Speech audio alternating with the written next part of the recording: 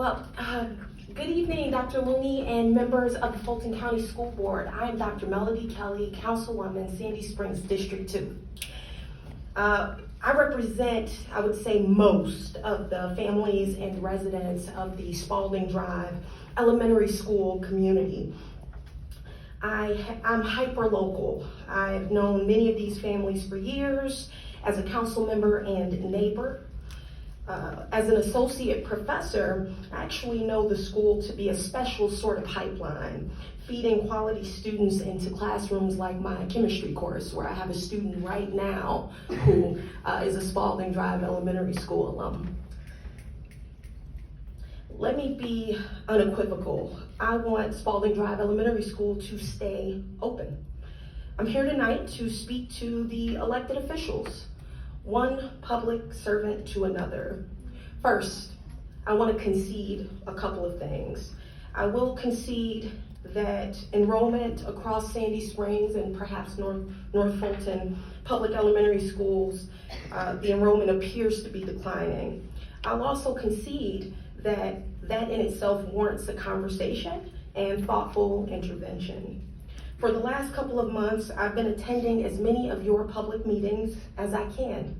Even tonight, I am missing an annual Meet Your Council Member dinner with our Citizens Leadership Academy to be here and offer comment. I recently attended your State of the County address a few weeks back. One thing was made clear: apparently the future is Fulton.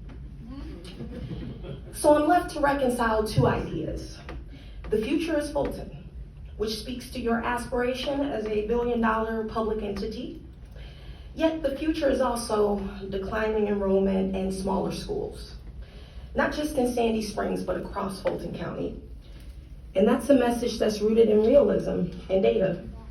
I want to encourage the elected body to take a closer look and a greater interest in the process, because it doesn't seem to match our catchy new motto. You appear to have triggered a redistricting process, which may make sense from an operational perspective. However, there is a critical component missing on the ground. There is no mechanism to have insightful and innovative conversation around alternatives. Ideas like smaller school models or updating programming to compete with private schools. Parents are spending hours upon hours pouring through data, developing strategy, and showing up to meetings where their questions aren't even answered. They get maps shoved in their faces and told to provide input. This makes an already emotionally charged exercise even more tense. We're still not clear on all of the implications open enrollment may have. Surely, all Spalding Drive parents should participate in the process, if only to ensure their child goes to the school of their choice in the event that Spalding closes, right? If they do that, will that be counted against them? Is there any way to possibly leverage this new opportunity to boost enrollment, maybe attracting families from private schools? Maybe it wasn't a great idea to have these two processes overlap. You want the future to be Fulton.